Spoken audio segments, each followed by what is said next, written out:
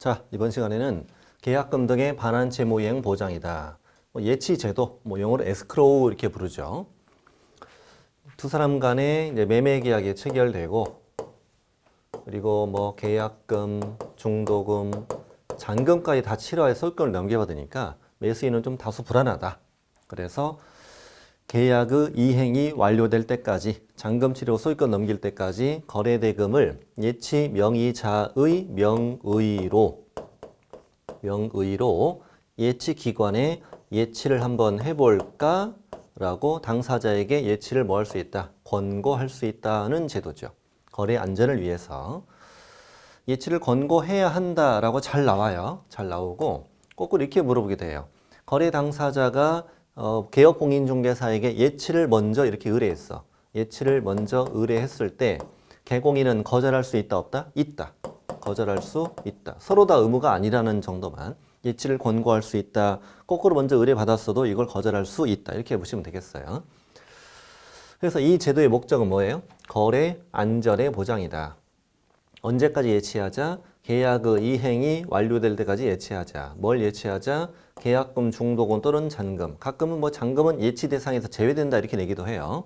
이걸 예치 명의자의 명의로 예치 기관에다가 예치해 볼까? 라고 권고할 수 있다. 이런 제도를 말합니다. 그래서 이제 필수 암기 사항이 뭐예요? 예치 명의자를 외우셔야 되죠. 예치 명의자. 예치 명의자 어떻게 외우냐면 개공과 일단 개공 들어가고요. 개공과 공은보신채 전문회사,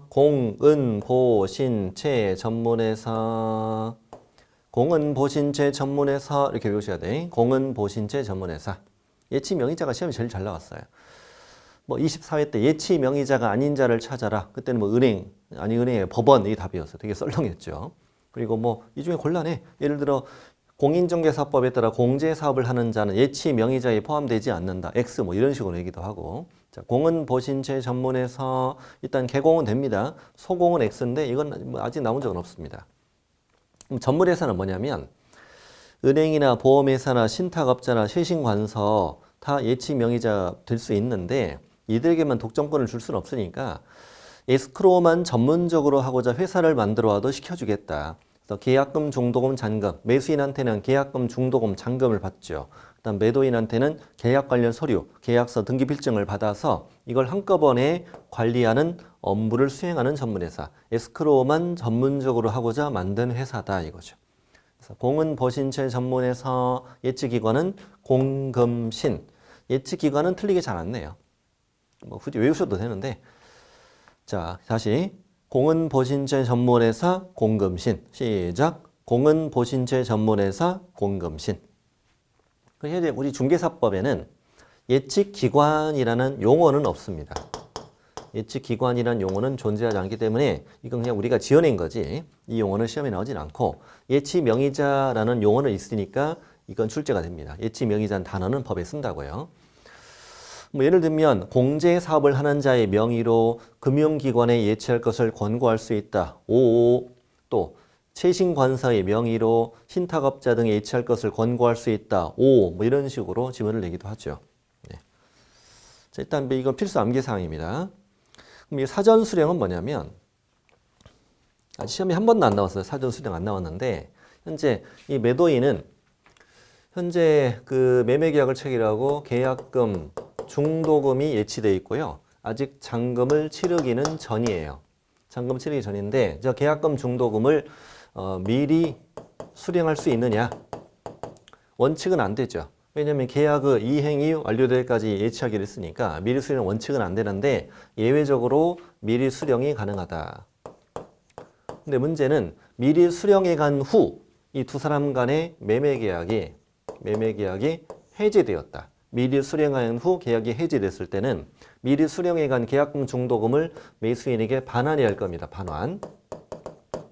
반환해야 할 것인데 원상 회복의 의무가 있으니까 이 반환을 하지 못한다면 먼저 덜컥 줘버린 예치 명의자가 책임을 지는 문제가 발생하더라. 그러니 매도인은 계약금, 중도금을 미리 수령하려면 미리 수령해 간 후 계약이 해지되었을 때 계약금, 중도금의 반환을 보장해준다는 내용의 보증서를 떼와라. 이 보증서를 떼서 누구에게? 예치 명의자에게 교부한다면 미리 수령이 가능하다 이런 얘기입니다. 통장 갖고 있는 애한테 줘야 되겠죠. 그래서 매도인 임대인은 그 계약이 뭐 됐을 때 해제됐을 때 계약금 등의 반환을 보장해 준다는 내용의 금융기관이나 보증보험회사 여기서 발행하는 보증서를 떼다가 누구에게 주고 예치 명의자에게 교부하고 미리 수령할 수 있다. 누구한테 주느냐가 포인트예요. 이걸 매수인에게 이렇게 낼 수도 있어요. 매수인에게. 근데 예치 기관에 이렇게 나올 가능성은 높지 않다고 저는 보는 거예요. 모의고사 같은 데 보면 예치 기관에 이렇게 내기도 하거든요. 근데 저는 제 생각은 아니에요. 왜냐하면 이 용어가 현재 있다 없다. 이 용어가 없다고 그랬잖아요. 없는 용어를 만들어내지는 않거든요. 여기에 교부하는 게 예치 명의자에게 그러면 O, 매수인에게 그러면 X 이런 식으로 가능할 거라고 생각합니다. 자, 다음 우리 개업공인중개사는 예치 명의자가 될 수 있지 않습니까? 근데 우리 개공이가 예치 명의자가 된다면 지금 개공 통장에다가 넣어놓는 거잖아요. 불안해 안 불안해? 불안하죠. 뭐 들고 도망가고 이럴 수도 모르니까. 그래서 이렇게 개업공인중개사 명의로 예치를 한다면 개공에게 의무를 주도록 하자 이런 얘기죠. 개업공인중개사 명의 예치할 때 다음에 의무를 지라는 얘기죠. 첫 번째, 거래 당사자가 계약금 등을 누구 명의로 개업공인중개사의 명의로 금융기관에 예치할 것을 의뢰했어요. 별일이 다 있네요. 사장님 통장에 넣어주세요. 이렇게 의뢰했다는 거예요. 이럴 경우는 당사자와 달의 세 가지를 뭐 해야 돼? 약정을 의무했습니다. 거래 당사자와 다음에 세 가지를 약정을 의무가 있다. 지금 개공 통장에 돈 들어 있습니다. 나중에 계약이 이행 완료될 때, 도중에 계약이 해제될 때 계약금 등의 인출에 대한 거래 당사자의 동의 방법을 약정해야 한다. 이렇게 시험을 내겠죠. 자, 이행이 완료될 때, 도중 계약, 네 잘못 계약 해제됐을 때 이걸 인출해서 어떻게 가져갈까라는 당사자 동의 방법을 약정하라. 전 개인적으로 2번을 중요하다 보는데 개공의 명의로 예치할 때는 반환 채무 이행 보장에서 드는 실비를 당사자와 약정해야 한다. 약정하라 이겁니다. 실비를 누가 부담하는지를 약정하라는 의미로 저는 보여지지 않아요. 왜냐하면 이 실비는 매수 임차 의뢰인이 부담한다고 이미 법이 명시되어 있거든요. 물론 뭐 매도인이 내줄게 이럴 수도 있습니다만 뭐 굳이 그럴 이유는 없잖아요. 그래서 매수 임차 의뢰인이 부담하는데 이 실비가 어느 정도 부담이 될지를 약정해야 한다. 그냥 시험 문제니까 개공 명의로 예치할 때는 개공인은 반환채무이행 보장서에 되는 실비를 거래 당사자와 약정해야 한다. 오 이렇게 넣을 것이라고 생각해요. 또 거래 안전을 위해 필요한 사항을 약정해야 한다. 세 가지를 약정하라고요. 이 실비 누가 부담하는 중요합니다. 매수 임차 의뢰인이 부담하지 매도 임대가 부담하는 게 아니죠. 이 제도는 매수나 임차 쪽의 의뢰인을 더 보호하는 제도니까요. 2번은 쉬워요. 역시 개공 명의를 예치한다면 자기소 예치금과 분리해서 관리될 수 있도록 해야 된다. 뭐 당연한 얘기지. 내 거 핸드폰 요금 나가는 통장에 넣으면 안 되겠지. 분리해서 관리를 수 있도록 해야 될 것이고 당사자 동의 없이 인출해서는 안 된다. 쉬운 말인데 동의 없이 인출할 수 있다. 이렇게 나온 적도 있어요. 정답으로 아예. 자, 세 번째는 역시 개공 명의로 예치합니다. 그러면 그 계약금 등을 거래 당사자에게 지급할 것을 보장을 해야 된다. 들고 도망갈까 봐요. 어떻게 지급을 보장할 거냐? 예치 대상이 되는 계약금 등에 해당하는 금액을 보장하기 위하여 보증법이나 공제 가입하거나 공탁을 하라. 그럼 예치 대상이 되는 이 말은 현재 계약금과 중도금을 예치하였다면 그 계약금과 중도금만큼 이 말이지. 예치 대상이 되는 계약금 등에 해당하는 금액만큼 보증법이나 공제 가입 공탁을 하세요. 증서 나올 테니 그 해당 사자에게 그 관계증서 사본을 교부하거나 전자문서를 제공하라. 전부 다 누구 명의로 할 때? 우리 개공 명의로 예치할 때 의무인데 그렇다고 해서 개공의 명의가 아닌 자들, 개업공인중개사 이외의 자의 명의로 예치할 때 개공이 이런 의무를 지느냐? 그럴 필요 없죠. 나설 이유는 없잖아요. 그들이 알아서 하겠죠. 알아서 할 텐데 현실적으로 생각해 보세요. 개업공인중개사가 예치 명의자가 되겠어 안 되겠어? 안 되지. 그 누가 그걸 하기 귀찮게 누가 하겠어요. 실제로는 개공이 예치 명의자가 되는 건 아니고 제 생각인데 개업공인중개사를 가상의 예치 명의자로 만들어서 예치 명의자가 하게 되는 여러 가지 업무와 그들의 의무를 쭉 설명해 준 것이다 라고 저는 생각합니다. 시험 문제는 이렇게 낼 수 있겠죠. 문제 질문에다가 개업공인중개사 명의로 계약금, 중도금을 예치하였다. 이런 식으로 조건을 주고 틀린 걸 찾아라. 이런 식으로 낼 수 있는데 그 문제를 한번 풀어봅시다. 그러면 이 문제가 바로 그 문제인데 이 문제부터 풀어볼까요? 그러면 이 문제부터 오른쪽에 있는 문제 먼저 풀어볼게요. 자, 개업공인중개사의 중개로 매매계약이 체결되었습니다. 그리고 계약금 등의 반환 채무의 보장을 위해서 매수인이 낸 뭐만? 계약금만 개공의 명의로 금융기관에 예치를 하였습니다. 자, 틀린 걸 찾으세요. 개공 명의로 계약금 예치했대요. 자, 틀린 거 1번. 금융기관에 예치하는 데 소요되는 실비는 특별한 약정이 없는 한 매도인이 부담한다? 벌써 틀렸네요. 매수인이 부담하죠. 그다음 2번. 계약금 외에 중도금, 잔금도 예치하도록 권고할 수 있다? 그렇죠. 또 예치된 계약금에 해당하는 금액 이만큼을 보장하기 위해서 보증범 공제가 공탁도 해야 되죠.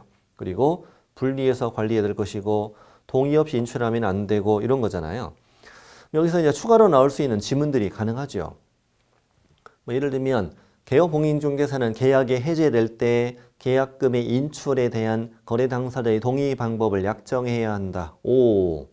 또 개공인은 거래 안지를 위해 필요한 사항을 약정해야 한다. 오. 또 가능하잖아요, 이게. 또 반환 채무 보장 세대는 실비를 약정해야 한다. 오. 또 어떤 지문도 가능하냐면 현재 매도인. 매도인은 현재 예치된 계약금을 아까 미리 수령 가능하댔죠. 미리 수령하는 게 가능하다 했잖아요. 그럼 매도인은 계약이 해제될 때 계약금의 반환을 보장하는 보증서를 발급받아 누구에게 교부하고? 예치 명의자. 예치 명의자 누구야? 개공이죠.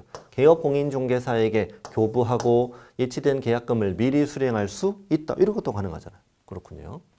개공에게 교부해야죠. 이자가 예치 명의자니까. 자, 이런 문제가 가능하다. 다음 1번. 자, 31번 문제는 30회에 나왔던 문제인데 작년에는 안 나왔습니다. 틀린 걸 찾아봅시다.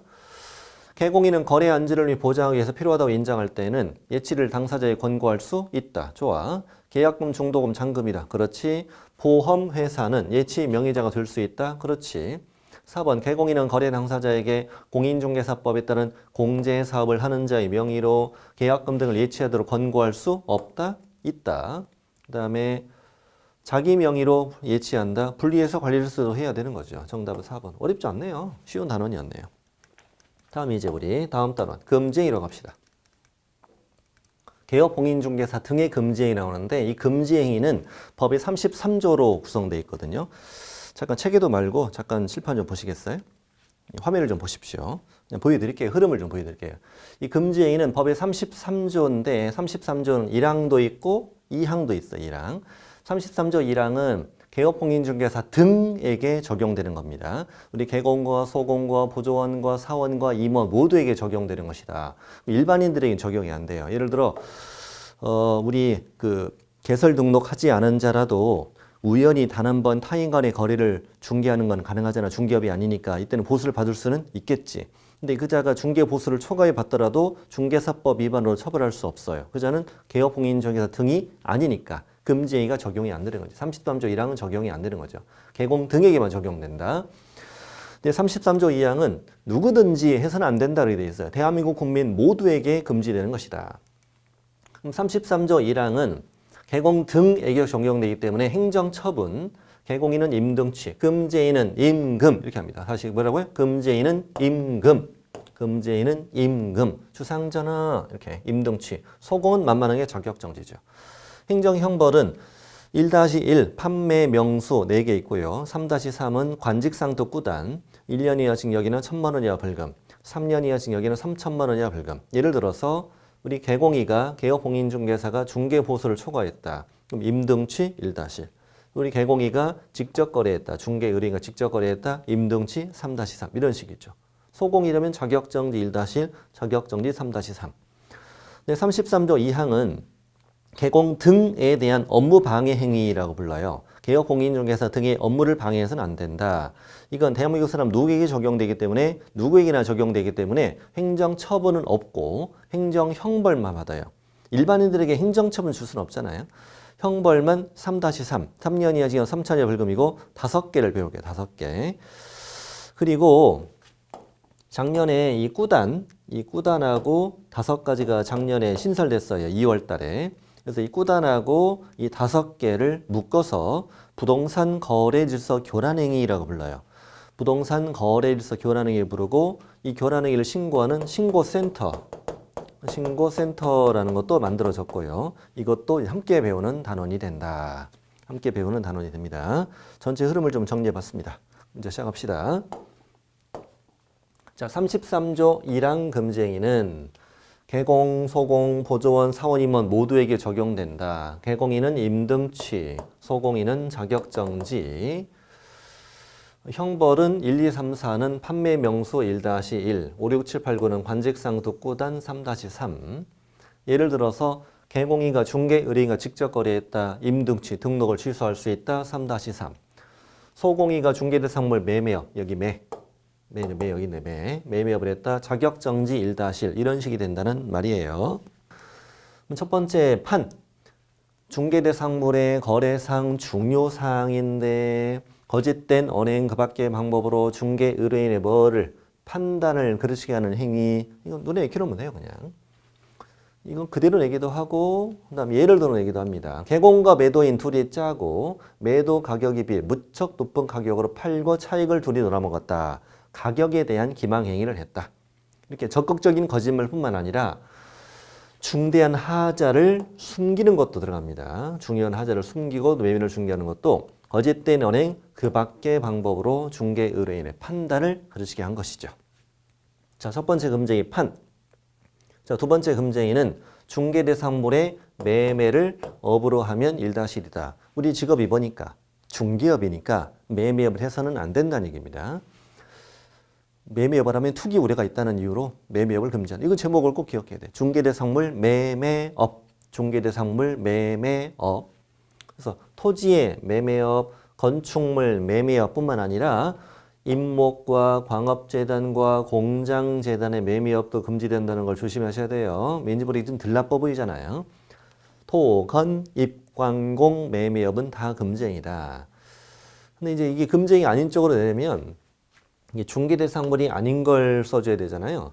예를 들어 자동차 매매업 이렇게 시험에 나온 적 있냐? 없죠. 좀 이상하잖아요. 자동차 매매업이 중개사법이랑 무슨 상관이겠어요?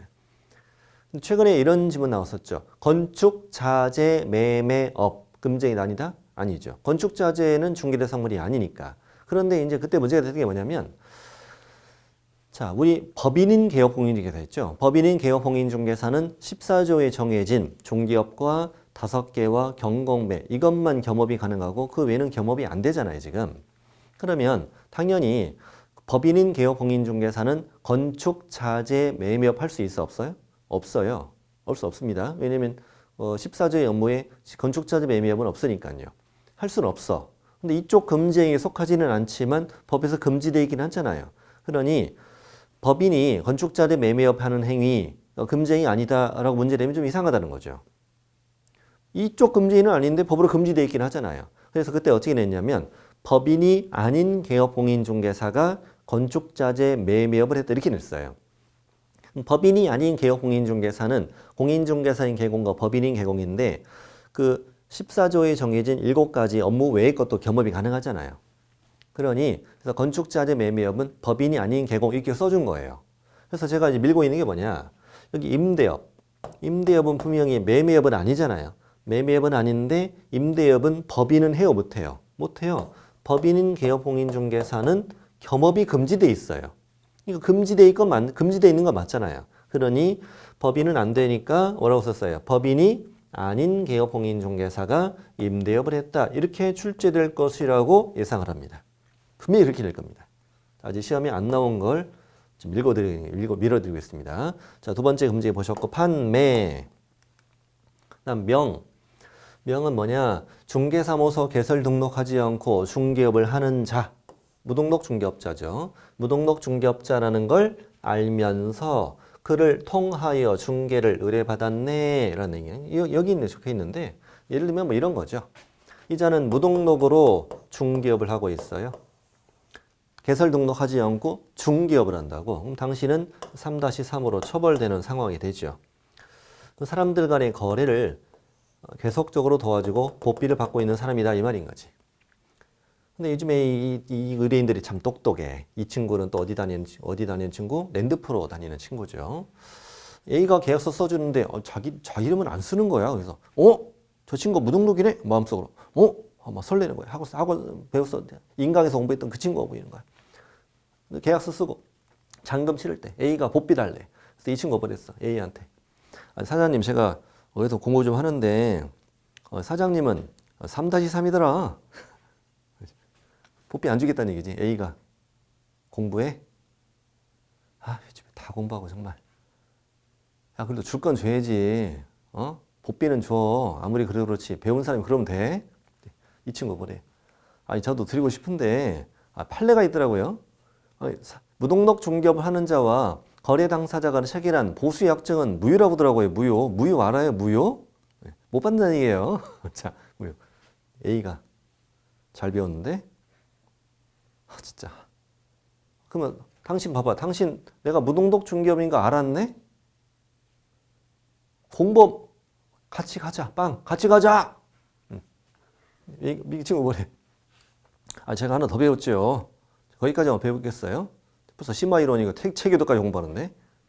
아니 무등록 중개업자에게 중개 의뢰한 당사자를 처벌을 할 수 없다는 판례도 있더라고요.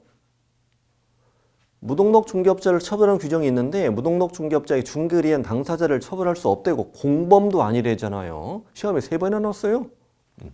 A가 뭐라 그래? 한마디로 가. 그래서 이제 보비 못 받은 거지 이제. 그래서 무등록 중개업자를 만나면 행운이야. 보비가 굳는 거야 이제. 점점 이자는 이 바닥에 설 자리를 잃어가지. 근처 누굴 찾아갔지? 개업 공인중개사 찾아갔죠. 개업한 지 3달 됐는데 계약서 몇 장 썼어? 한 장도 못 썼어 지금. 망하기 직전이야 지금. A가 찾아가. 요즘에 많이 힘든다는 소식 듣고 왔다고. 얼마나 힘들어요. 밥은 드셨어요? 제가 밥상 차려가지고 데려올 테니까 사장님은 그냥 계약서만 써요. 우리 5대5 갑이 뭐래? 콜. 자, 그랬죠. 그럼 나는 저자가 무등록 중개업자라는 걸 뻔히 알았잖아. 알았는데 그를 통하여 중개를 의뢰받았다. 무등록 중개업자와 협력했으니까 나는 몇 년? 1-1 뭐 이런 얘기고, 또 그자임을 알면서 그에게 자기의 명의를 영하게 했다. 자기의 명의를 영하게 했다. 이 말은 이것도 1-1이다. 한마디로 이거야. 내가 물어올게요. 두 번째는 네가 물어와 이거라고요. 내가 물어올게, 네가 물어와. 이 그림입니다. 주의할 점은 중개사무소 개설 등록하지 않고 중개업을 하는 자까지는 3-3이지만 그자임을 알면서 그를 통하여 중개를 의뢰받았거나 명의를 영하게 한 자는 1-1이라는 걸 꼭 헷갈리지 않도록 구분하셔야 된다. 이 자는 3-3, 이 자는 1-1이라는 걸 헷갈리지 않도록. 자, 4번. 사례 증여 그 밖에 어떠한 명목으로도 중개 보수나 실비를 초과해 금품을 받는 행위는 금지행위다. 이 법조만 가지고도 두 개를 풀 수 있어요.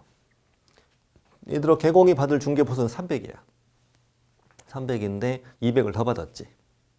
그래서 이제 겁나니까 300은 중개 보수, 나머지 200만 원은 감사비, 사례비라고 다른 명목으로 받은 거예요. 그래도 위반이다 아니다? 위반이다. 왜? 사례 증여 그 밖에 어떠한 명목으로도 처가에 받지 말라고 돼 있잖아. 어떠한 명목으로 처가에 받아도 위반이라고 돼 있기 때문에 위반인 거예요. 그 다음 개공이 받을 보비는 300이야. 근데 의뢰인이 선물 주고 있대요. 선물. 너무 고맙다고. 선물 주고 싶다는 거야. 개공이. 그러지 말라고. 자꾸 뭘 주려고 하냐고. 저번에도 누가 줘가지고 내가 갔다 와서 나 싫다고. 왜 자꾸 주려고 하냐고. 됐다고. 내가 지금 성의를 무시하네. 지금 돈이 아니니까 받으래. 어쩔 수 없이 선물을 받았지. 선물 위반인가? 그렇지. 왜? 금품. 선물 받아도 위반이다. 선물 받아도 위반이네. 자, 4번 내용을 보면은 1번은 이제 판례인데요. 중개사법엔 중개보수를 초과했을 경우에 1-1로 처벌한다는 규정만 있는 거예요. 처벌 규정만 있지 초과 부분이 유효냐 무효냐는 규정이 없어요. 그래서 대법원까지 갔는데 결국 판례는 뭐라고 그랬어요? 한도를 초과하는 보수 약정을 했다면 한도 초과하는 범위 내에서만 무효이다.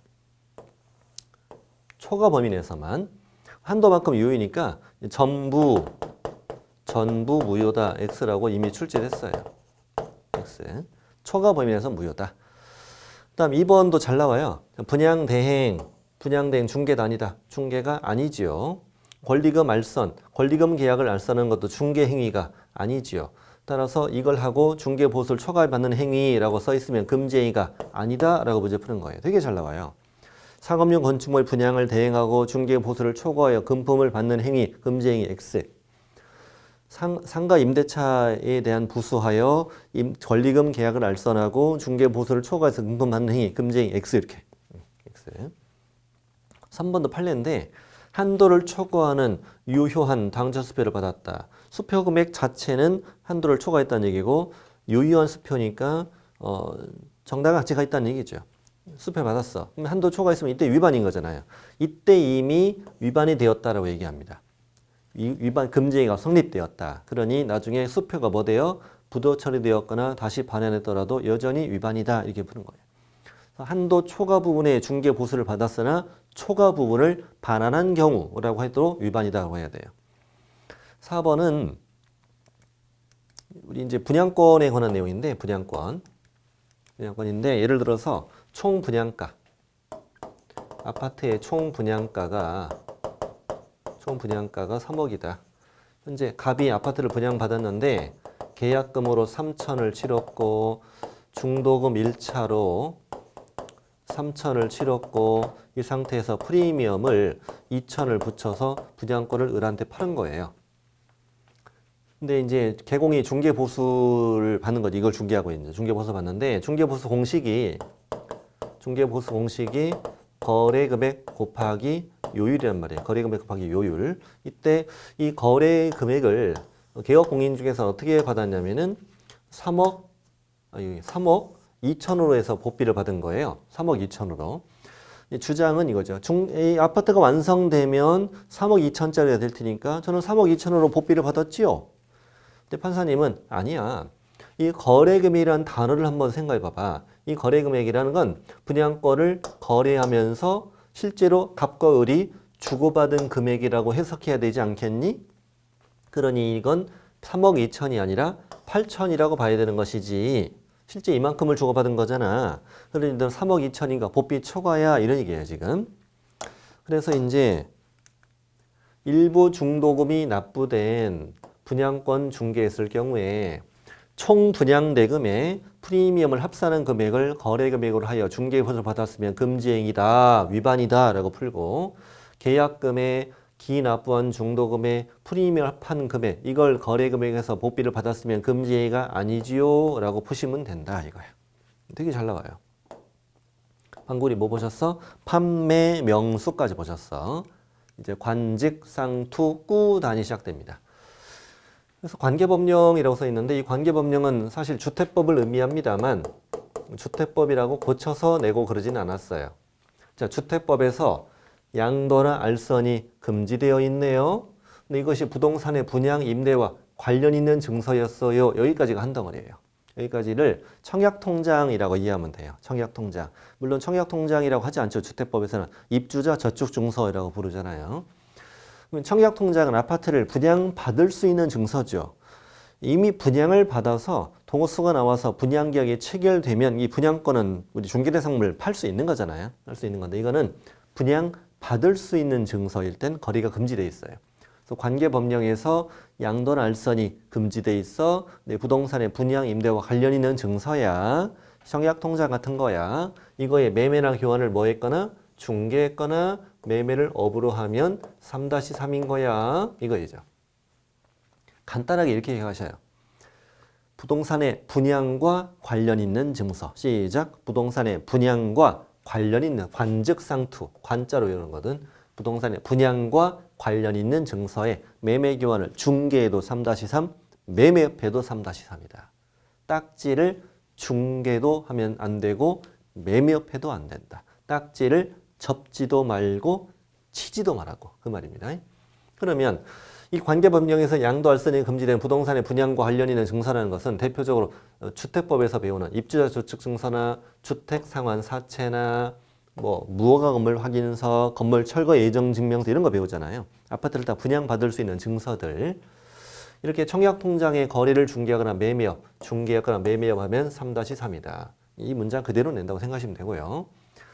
근데 2번은, 동그라미 2번은 뭐냐면 1989년이구나. 89년에 나온 그 분양권에 관한 판례. 이미 우리가 분양권은 중개대상물인 걸 알고 있잖아요. 알고 있는데 이 분양권이 1989년에 어떤 문제가 있었냐면은 현재 분양권인 상태에서 눈앞에 건물이 있어 없어? 건물이 없는 거야. 건물은 없고 중개대상물인 건축물은 아니네. 또 분양권이라는 건 말 단어 자체가 부동산의 분양과 관련이 있는 증서잖아. 그러니까 이 분양권 중개하는 건 5번 위반이네 라고 1989년에 기소가 된 거예요.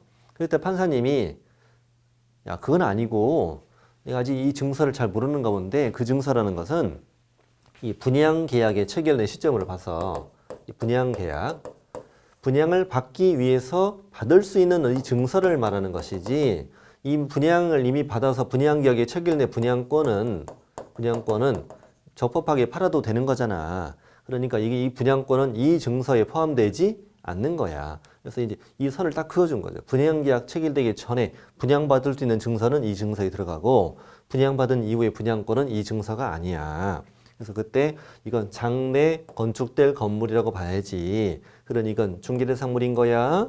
그래서 특정 동호수에 대한 피분양자로 선정되거나 분양계약이 이미 체결된 분양권은 이 금지증서에 포함되지 않는다. 5라고 푸실 수 있어야 되겠어요. 중개대상물이다 5 이렇게 푸는 거죠. 뭐. 됐고. 그 다음에 이제 6번. 중개의뢰인과 직접거래. 단어 그 자체예요. 중개의뢰인과 직접 거래하면 안 된다는 얘기죠. 그러면 이자는 개업공인중개사 갑. 이자는 중개의뢰인 을. 사장님 집 좀 팔아주세요 라고 찾아왔는데 이게 집 좀 팔아줘 라고 나한테 의뢰했잖아. 의뢰를 했으면 나는 상대방을 찾아 중개를 해야 하잖아. 중개를 해야 되는. 그렇지 않고 이자와 직접 계약을 했다 이거잖아. 그랬을 때 이건 3-3이 된다 이 말인 건데 이 왜 위반이냐? 그 이유는 뭐냐 이거죠. 그 이유는 개공이 저 집을 왜 샀겠어요? 결국 나의 이익을 위해서 산 거잖아. 남으면 내가 사고 안 남으면 중개하고 이럴 테니까 이 계약은 결국 개업공인중개사 이익을 꾀하는데 이용될 가능성이 높아진다. 중개의뢰인의 보호를 하겠다는 법 취지에 어긋나니까 중개의뢰인과 직접 거래는 다 금지된다. 근데 주의할 점은 직접 거래라고 돼 있으니까 모든 거래를 다 금지한다는 거예요. 매매만 금지되는 게 아니라 교환도 안 돼, 임대차도 다 안 된다 이거지. 그러니 중개의뢰인과 매매 또 교환, 임대차 계약하는 건 전부 다 위반이다라고 먼저 푸셔야 돼요. 예를 들어서 개업공인중개사가 임대 의뢰받은 주택을 직접 임차했어도 위반이에요. 이렇게 문제 푸셔야 돼요. 좀 더 길게 쓰면 개업공인중개사가 임대 의뢰인으로부터 임대 의뢰받은 주택을 임차한 행위, 그래도 위반이라는 얘기지. 중개 의뢰인과 교환 계약을 체결했다, 그래도 위반인 거죠. 모든 거래가 다 금지된다. 자, 그런데 이제 이번에는 의뢰인이 바빴나 봐요. 누굴 보냈어요? 대리인이 우리 집 좀 팔아줘요. 아니 이 사람 집 좀 팔아주세요. 이렇게 의뢰했다는 거잖아. 근데 개공이가 대리인과 계약을 했다. 계약을 했을 때 개공이는 난 위반이 아니라고 주장해. 왜냐하면 판사님 봐봐요. 법조문이 중개 의뢰인과 직접 거래라고 돼 있잖아요. 중개 의뢰인은 을이죠. 을이지. 이자는 중개 의뢰인이 아니잖아요. 이렇게 했던 거죠. 판사님 뭐라고 한 줄 알아요? 걔가 걔요. 걔가 걔잖아. 그래서 결국 이 중개 의뢰인 안에는 누구도 포함한다? 대리인이나 수임인도 포함된다는 걸 봐야 된다는 거야. 그러니까 중개 의뢰인은 대리인과 수임인과 계약해도 위반이라고. 예제를 보면은 매도 의뢰인으로부터 대리권을 받은 대리인과 직접 매매 계약을 해도 이건 뭐다? 위반이다. 이걸 조심해야 되는 거죠. 조심해야 됩니다. 이것도 직접 거래 위반이다. 자, 그런데 또 어떤 일이 있었느냐? 자, 갑도 개공이고 을도 개공이고 병도 개공이야. 세 명 다 개업공인중개사예요. 그런데 자, 이자가 매도인입니다. 매도 의뢰인이 을한테 우리 집 좀 팔아줘요라고 을한테 의뢰를 했어. 을한테 의뢰했는데 을이 중개를 하여 하필 누굴 소개해줬고 갑을 소개해줬고 갑이 이걸 샀다 이거죠. 을이 중개 이걸 샀다. 샀을 때 이 갑의 행위는 직접거래 위반이 아니다? 아니다. 다른 계공의 중개로 사는 건 상관없다. 자, 이번에는 매수를 원하는 자가 계공 병을 찾아가서 집 좀 사주세요 라고 했는데 이 병이 중개를 하여 아까 샀던 갑이 그 물건을 이 매수인에게 팔았다 이거죠. 이것도 다 직접 거래가 아니다는 얘기예요. 그래서 다른 개업공인중개사의 중개로라고 딱 뜨기만 하면 이건 직접 거래 위반이 아니다. 다 판례 내용이야. 2번, 3번 다 판례 내용이고 4번은 중개 의뢰인과 직접 거래는 단속 규정이지 효력 규정이 아니다. 이것도 이미 다 출제된 거예요. 최근 판례거든요. 그러니까 이 계약이 무효가 되는 건 아니다. 아니 이게 무효가 되면 그거 말이 됩니까? 의뢰인이 개공한테 집 팔았는데 나중에 집값이 뛰어. 제가 알아보니까 무효더라고요. 돌려주세요. 이거 말이 안 되잖아요. 그러니 중개 의뢰인과 직접 거래 금지하는 규정은 처벌 대상만 될 뿐이지 그 계약이 무효가 되는 건 아닌 단속 규정이지 그 효력 규정은 아니다 이거지. 자, 직접 거래, 쌍방대리, 관직, 쌍방대리는 두 사람 모두로부터 위임을 받아서 혼자서 계약을 체결하고 있는 거죠. 불공정한 거래가 될 수 있기 때문에 쌍방대리는 위반이다라고 보시면 되고 여기 있어요. 거래 당사자 모두로부터 위임을 받아 매매 계약을 체결했다. 금쟁이 오죠. 시험에 일방대리가 굉장히 잘 많이 나왔습니다. 자, 개업공인중개사가 앞에 생략돼 있습니다. 개공이라고 생략해서 냅니다. 실제로. 개공이가 임대의뢰인을 대리하여 임차 의뢰인과 임대차 계약을 체결했습니다. 그럼 일방대리가 금쟁이가 아니구나 이렇게 푸는 거죠. 금쟁이가 아니구나. 이 직접거래 이 문장을 조심해야 돼요. 이 문장과 이 문장 조심해야 돼요. 비슷하거든요. 저 위에 건 개공이 매도 의뢰인으로부터 대리권을 받은 대리인과 직접 계약했다. 이거 직접 거래고. 이자는 임대 의뢰인을 개공이 내가 대리해서 내가 매수 임차 의뢰인과 계약을 했다. 이건 일방 대리다. 금쟁이 아니다. 이거 두 개 좀 비교하시고요. 다음 7번. 투기 조장 행위. 투기 조장 행위가 두 가지가 있습니다. 탈세 등 관계법령을 위반할 목적으로 소유권 보전 등이나 이전 등이 하지 않은 부동산을 다시 매매하는 걸 중개했다 이 말입니다. 이걸 중개했다는 얘기예요. 이 탈세 투기 목적으로 보전 등이 하지 않고 이전 등이 아직 소유권 이전 등기를 하지 않은 부동산인데 이걸 다시 뭐 하는 걸? 다시 매매하는 걸 중개했다. 미등기 전매에 도와줬다는 얘기죠. 자, 이렇게 했다고요. A, B 간에 매매 계약을 중개했는데 아직 B 앞으로 소유권 이전 등기를 하지 않고 다시 C에게 매매하는 걸 개공이가 도와줬다. 너의 탈세 투기를 도와줬으니까 투기를 조장하는 거죠. 투기를 조장하는 행위. 미등기 전매에 도와줬다는 거죠. 이 문장을 눈에 익히셔야 돼. 탈세 등 관계법령을 위반할 목적으로 소유권 보전 등이 하지 않고 이전 등이 하지 않은 부동산을 다시 매매하는 걸 중개했다. 그걸 매매하는 걸 미등기 전매를 중개했다는 얘기입니다. 미등기 전매에 중개했으면 투기 조장으로 3-3이 된다는 얘기고 당사자는 A, B, C는 미등기 전매를 했잖아요. 이 당사자는 중개사법 위반이 아니고요. 당사자는 부동산 등의 특별조치법이라는 다른 법의 위반이에요. 여기서는 모르셔도 돼요. 미등기 전매를 중개한 개공이가 투기 조장이라는 얘기고 이 미등기 전매를 중개했는데 어떤 일이 있었냐면은 개공이가 B를 꼬시죠. 야, 좋은 물건이 나왔다. 내가 너 돈 벌게 해줄게. 사고 너 재산이 충분하지 않지만 계약금은 있지 않니? 일단 계약금 걸어. 그리고 계약을 한 거죠. 그리고 너 중도금 날짜 다가올 때까지 중도금은 너는 없지만 걱정하지 마. 중도금 전까지 비싼 값에 A에서 C로 되파는 걸 도와주고 내가 너 돈 벌게 해줄게. 이렇게 한 거죠.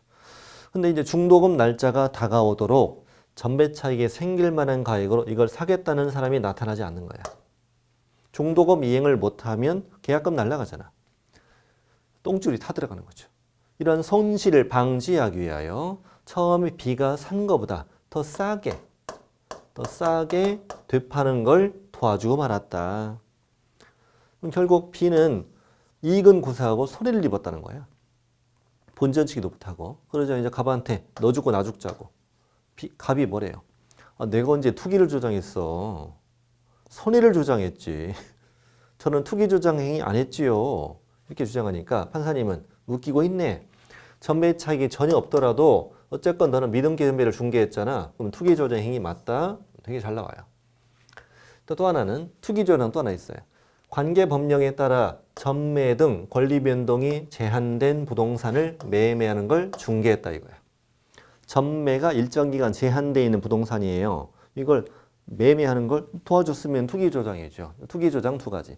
미등기 전매 알선, 또 전매가 제한된 부동산 매매를 알선하는 두 가지가 투기 조장 행위다. 자, 9번, 10번이 작년 2월 달에 신설된 건데 되게 쉬워요. 개공이가 부당한 이익을 얻기로 약속돼 있어. 또 제3자에게 부당한 이익을 얻게 해줄 목적으로 거짓으로 거래가 완료된 것처럼 꾸민다. 이쪽이 포인트죠. 거짓으로 거래가 완료된 것처럼 꾸미는 거. 자전거래 알죠? 네. 가짜 매매계약을 체결, 있지도 않은 매매계약을 체결하고 부동산 거래 신고하는 거 있잖아요. 통계로 뭐 작년인가 뭐 국회의원이 발표한 통계가 있던데요. 이제 최고가로 신고한 거 있죠. 그 단지에서 최고가로 신고한 거에 무려 50% 이상이 취소된 거라는 거지. 취소된 거. 서울에서. 그럼 그 가짜일 확률이 아주 높은 거죠. 근데 이걸 개공이 도와준 거죠. 그 사람들이 이렇게 하는 걸 도와준 거죠. 부당한 이익을 얻거나 그들에게 부당한 이익을 얻게 해준 목적으로 거짓으로 거래가 완료된 것은 꾸몄다. 시세에 부당한 영향을 주거나 줄 우리가 있는 행위를 하면은 꾸 하면은 개공 너 3-3 처벌할 거야. 예인이잖아요. 참고로 읽어보시면 되고요. 다음 9번도 쉬워요. 단체.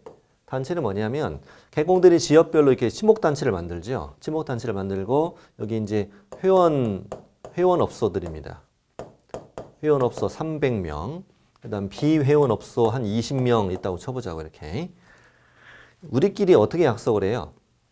이들이 가지고 있는 물건은 우리 중개하지 않는다. 공동 중개하지 않는다. 이들을 굶어 죽여야 되니까. 또 B로부터 연락이 오더라도 우리는 함께 중개하지 않는다. 뭐 이런 얘기죠. 또 단체를 구성해서 특정 중개대상물에 대해 중개를 제한합니다. 단체 구성원 이외자와 공동 중개를 제한합니다. 꾸단 됐습니다. 그럼 이제 밑에 문제 풀어볼까요? 31회 금지행위. 금지행위가 아닌 걸 찾아보세요. 무등록 중개업인 것을 알면서 그를 통하여 의뢰받았다. 좋아. 2번 부동산 매매를 중개했는데 그 개공이가 그 부동산을 다른 개공의 중개로 임차했다. 예전에 나왔더니 또 나왔어요.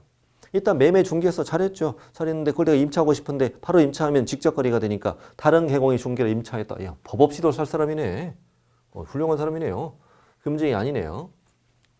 그렇게 함으로써 의뢰인은 복비 한 번 더 내네. 자, 어떻게 됐네. 자, 다음에 자기의 중개 의뢰인과 직접 거래했다. 위반이죠. 뭐 직접 거래. 그다음에 여기 이번에 신설례가 바로 나왔죠. 꾸미는 거 단체 이렇게 나왔죠. 정답은 2번이 되겠다.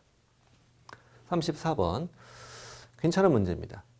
개공갑인데 개업공인중개사 갑은 법정 한도를 초과하는 중개 보수를 받았습니다.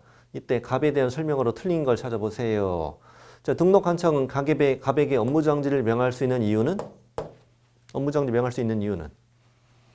금지인은 뭐니까? 임등치니까. 금지인은 임등치니까 업무정지 된다 안 된다? 된다.